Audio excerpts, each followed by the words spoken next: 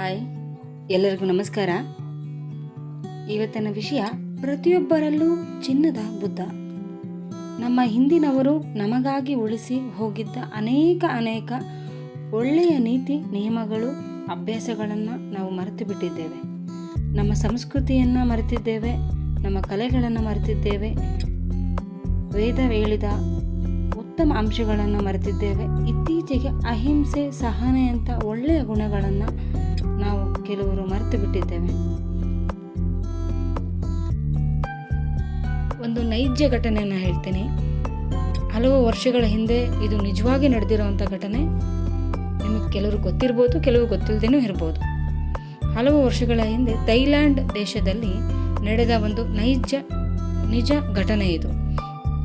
ಸಂಗತಿ ನಾನು ನಿಮ್ಮ ಮುಂದೆ ಹೇಳ್ತೀನಿ. ಈಗ ಯಾವುದೋ ಒಂದು ನಿರ್ಬಂಧಿತ ನಿಯಮಿತವಾದ ಒಂದು ಪ್ರಾಚೀನವಾದ ದೇವಾಲಯದಲ್ಲಿ ಗೌತಮ ಬುದ್ಧನ ಜೇಡಿ ಮಣ್ಣಿನ ಶಿಲೆಯನ್ನು ಒಂದು ಪ್ಲೇಸಿಂದ ಬೇರೆ ಜಾಗಕ್ಕೆ ಒಂದು ಸ್ಥಳಾಂತರಿಸಬೇಕಾಗಿರೋ ಒಂದು ಅನಿವಾರ್ಯತೆ ಬಂದಿರುತ್ತೆ. ತುಂಬಿದ ಭಯ ಭಕ್ತಿಗಳಿಂದ, ಕಾವಲುಗಳೊಂದಿಗೆ, ಫುಲ್ ಸೆಕ್ಯೂರಿಟಿಯಿಂದ ಅದನ್ನು ಒಂದು ಜಾಗದಿಂದ ಮತ್ತೊಂದು ಜಾಗಕ್ಕೆ ದೊಡ್ಡ ಲಾರಿಯಲ್ಲಿ ತುಂಬಿಕೊಂಡು ಹೊರಡ್ತಾರೆ. ಜನಗಳೆಲ್ಲ ತಲುಪಬೇಕಾದ್ರೆ ಜಾಗನ ತಲುಪಕ್ಕಾಗದೆ ಸೆಂಟ್ರಲ್ಲಿ ಮಳೆ ಸಿಕ್ಕಾಕೊಳ್ಳುತ್ತೆ. ಆ ಜಾಗನ ಮುಟ್ಟುವ ಮೊದಲೇ ಗುಡುಗು, ಮಿಂಚು, ಮಳೆ, ಭಾರೀ ಮಳೆ ಎದುರಿಸ್ಬೇಕಾಗತ್ತೆ. ಮಿಂಚಿನ ಹೊಡೆತನೂ ತಿಂತಾರೆ. ಆಕಾಶವೇ ಕುಸಿದು ಬೀಳುತ್ತೇನೋ ಅನ್ನೋ ಭಯ ಎಲ್ಲರಲ್ಲೂ ಶುರುವಾಗುತ್ತೆ. ಬೋರು ಮಳೆಗೆ ಸಿಕ್ಕಾಕೋತಾರೆ ಜನರೆಲ್ಲರೂ. ಆವಾಗ ಏನು ಮಾಡ್ತಾರೆ? ಎಲ್ಲರೂ ಛತ್ರಿ ಹಿಡಿತಾರೆ. ಶಿಲೆನ ಕಾಪಾಡಬೇಕು ಅಂತ ಕೆಲವರು ಅಂಬ್ರೆಲಾನ ಹಿಡಿತಾರೆ. ಇನ್ನೂ ಕೆಲವರು ಒಂದು ಟಾರ್ಪಲ್ ಹಾಕೋಕ್ಕೆ ಟ್ರೈ ಮಾಡ್ತಾರೆ.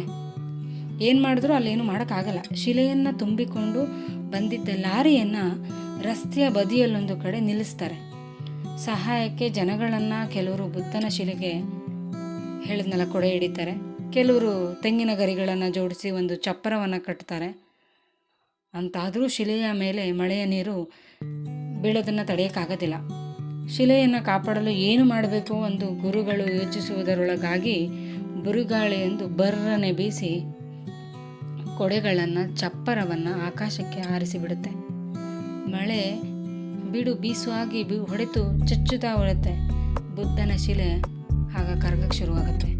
ಎಲ್ಲರಲ್ಲೂ ಒಂದು ಭಯ ಶುರುವಾಗುತ್ತೆ. ಮುಂದೇನಪ್ಪ, ದೇವ್ರ ವಿಗ್ರಹನ ನಾವು ಈ ಥರ ಮಾಡಿದ್ರ ಅಂತ ಭಯ ಶುರುವಾಗುತ್ತೆ. ಮುಂದೆ ಏನಾಗ್ಬೋದು ಅನ್ನೋ ಭಯ ಎಲ್ಲರಿಗೂ ಆಗುತ್ತೆ. ಅವರು ತುಂಬ ಆತಂಕಕ್ಕೆ ಒಳಗಾಗ್ತಾರೆ. ಆಗ ಒಂದು ಸುಂದರ ಅದ್ಭುತ ದೃಶ್ಯ ಕಾಣುತ್ತೆ. ಏನಪ್ಪ ಅಂತಂದರೆ, ತಮ್ಮ ಅತಿ ಪ್ರಿಯವಾದ ಬುದ್ಧನ ಶಿಲೆ ಕರಗತೊಡಗಿದಾಗ ಕಂಡ ಜನರು ದುಃಖದಿಂದ ನೋಡದೆ ಅಳಕ್ಕೆ ತುಂಬಾ ದುಃಖ ಆಗ್ಬಿಡುತ್ತೆ ಅವ್ರಿಗೆ. ಆ ಸಮಯದಲ್ಲಿ ಒಂದು ಅದ್ಭುತ ನಡೆಯುತ್ತೆ. ಬುದ್ಧನ ಕಣ್ಣುಗಳು, ಆಮೇಲೆ ಮುಖ, ಕೈಗಳು, ಕಾಲುಗಳು, ದೇಹ ಒಂದೊಂದೇ ಕರಗುತ್ತಾ ಜೇಡಿ ಮಣ್ಣು ಮಾಯವಾಗತೊಡಗಿದಾಗ ಆ ಶಿಲೆ ದಿಢೀರೆಂದು ಬಂಗಾರದ ಹೊಳಪಿನಿಂದ ಪ್ರಜ್ವಲಿಸತೊಡಗುತ್ತದೆ. ಶತ್ರುಗಳು ಎಲ್ಲಿ ಪುರಾತನವಾದ ಚಿನ್ನದ ಈ ಬುದ್ಧ ಶಿಲೆಯನ್ನು ಕರೆದೊಯ್ದು ಬಿಡುತ್ತಾರೋ ಎನ್ನುವ ಭೀತಿಯಲ್ಲಿ ಹಿಂದಿನ ಕಾಲದ ನಮ್ಮ ಜನರು ಆ ಬಂಗಾರದ ಗಟ್ಟಿ ಶಿಲೆಯ ಮೇಲೆ ಜೇಡಿ ಮಣ್ಣಿನ ಪದರವನ್ನು ಬಳೆಯುತ್ತಿದ್ದರು. ಜೇಡಿ ಮಣ್ಣಿನ ಗೊಂಬೆಯ ಹಾಗೆ ಕಾಣುತ್ತಿದ್ದ ಇದನ್ನು ಶತ್ರುಗಳು ಮುಟ್ಟಬಾರದು ಅನ್ನೋದೇ ಅವರದು ಮುಖ್ಯ ಉದ್ದೇಶ ಆಗಿತ್ತು. ಯಾರಿಗಾದ್ರೂ ನೋಡಿದ ತಕ್ಷಣ ಇದೇನು ಬಂಗಾರನ, ಜೇಡಿ ಮಣ್ಣು ವಿಗ್ರಹ ಅಲ್ಲ ಬಿಡಿ ಅನ್ನೋ ಥರ ಅನ್ಸುತ್ತೆ ಎಲ್ಲರಿಗೂ. ಆ ರೀತಿ ನಮ್ಮ ಹಿಂದಿನವರು, ಕಾರಣ ಇಲ್ಲದೆ ನಮ್ಮ ಹಿಂದಿನವರು ಏನೂ ಮಾಡಲ್ಲ ಅಂತ ಎಲ್ಲರಿಗೂ ಗೊತ್ತಿರುತ್ತೆ. ಹಾಗೆ ಹಿಂದಿನವ್ರು ಏನು ಮಾಡಿದರು, ಬಂಗಾರ ಶಿಲೆ ಕಾಣಬಾರ್ದು ಅಂತ ಜೇಡಿ ಮಣ್ಣನ್ನು ಬಳದಿದ್ರು. ಅದಕ್ಕೆ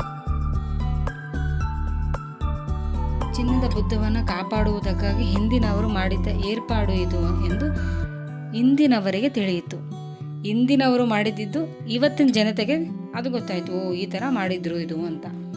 ಥೈಲ್ಯಾಂಡ್ಗೆ ಹೋದರೆ ಇವತ್ತಿಗೂ ನೀವು ಆ ಬಂಗಾರದ ವಿಗ್ರಹವನ್ನು ನೋಡ್ಬೋದು. ನಾವು ಸಹ ಆ ಶಿಲೆಯ ಹಾಗೆ ನಮ್ಮೊಳಗಿರುವ ಬಂಗಾರದ ಪುತ್ಥಳಿಯನ್ನು ಮರೆತು ಬಿಟ್ಟಿದ್ದೇವೆ. ಬೇಡದಿದ್ದನ್ನೇ ಯೋಚನೆ ಮಾಡಿಕೊಂಡು ಬೇಡದಿದ್ದನ್ನೇ ಮಾಡ್ಕೊಂಡಿದ್ದೋಗಿದ್ದೇವೆ. ನಮ್ಮೊಳಗಡೆನೂ ಒಂದು ಚಿನ್ನದ ಬುದ್ಧ ಇದ್ದಾರೆ. ಅದನ್ನು ಕೆಟ್ಟದನ್ನೆಲ್ಲ ಮನಸ್ಸಿಂದ ಆಚೆ ಹಾಕಿ ಒಳ್ಳೆಯದನ್ನು ಹೊರತೆಗೆಯೋಕ್ಕೆ ಪ್ರಯತ್ನ ಪಡಿ. ಖಂಡಿತ ನಮ್ಗೆ ಒಳ್ಳೇದಾಗುತ್ತೆ. ಪ್ರತಿಯೊಬ್ಬರಲ್ಲೂ ಒಂದು ಚಿನ್ನದ ಬುದ್ಧ ಇದ್ದೇ ಇರುತ್ತೆ, ಖಂಡಿತ ಇದ್ದೇ ಇರುತ್ತೆ. ಕೆಟ್ಟದನ್ನೆಲ್ಲ ಆಚೆ ಹಾಕಿ ಒಳ್ಳೆಯದನ್ನು ಮಾಡೋಕ್ಕೆ ಪ್ರಯತ್ನ ಪಡಿ. ಒಳ್ಳೇದು ಖಂಡಿತ ನಮಗಾಗತ್ತೆ. ಪ್ರಪಂಚ ಯಾರು ಸ್ವಂತದ್ದು ಅಲ್ಲ, ಪ್ರಪಂಚ ನಮ್ಮದು. ನಮಗೇನು ಬೇಕೋ ಅದನ್ನು ಕೇಳಿ ಪಡ್ಕೊಳ್ಳೋ ಹಕ್ಕು ನಮಗಿದೆ. ಬೇಕು ಅಂತ ಅದರಿಂದ ಓಡೋ ಹಕ್ಕು ಕೂಡ ನಮಗಿದೆ. ಅದು ಒಳ್ಳೆ ರೀತಿಯಾಗಿರಬೇಕು. ಇಲ್ಲಿ ಯಾರಿಗೂ ಬಂದು ನೀ ತಗೋ, ನಿನಗಿದು ಬೇಕಂತ ಯಾರೂ ಕೇಳಲ್ಲ. ಪ್ರಪಂಚ ನಮ್ಮದು, ನಮ್ಮ ಕೈಯಲ್ಲಿದೆ. ನಮಗಿದು ಬೇಕು ಬೇಡ ಅನ್ನೋದು ನಮ್ಮ ಕೈಯಲ್ಲಿ ಡಿಸೈಡ್ ಮಾಡಬೇಕು. ಅದಕ್ಕೆ ಓಡ್ತಾ ಇರೋ ಪ್ರಪಂಚದ ಜೊತೆಗೆ ಹೆಜ್ಜೆ ಹಾಕಿ ಗೆಲುವು ಖಂಡಿತ ನಿಮ್ಮದಾಗಿರುತ್ತೆ. ಎಲ್ಲರಿಗೂ ಒಳ್ಳೆಯದಾಗಲಿ. ನಮ್ಮಲ್ಲಿ ಎಲ್ಲರಲ್ಲೂ ಚಿನ್ನದ ಬುದ್ಧ ಇರುತ್ತೆ. ದಯವಿಟ್ಟು ಅದನ್ನು ಕೂತ್ಕೊಂಡು ರಿಲ್ಯಾಕ್ಸ್ ಆಗಿ ಆಲೋಚನೆ ಮಾಡಿ ಒಳ್ಳೆಯ ಹೆಜ್ಜೆನ ಮುಂದಕ್ಕೆ ಇಡಿ. ಒಳ್ಳೆಯದಾಗುತ್ತೆ.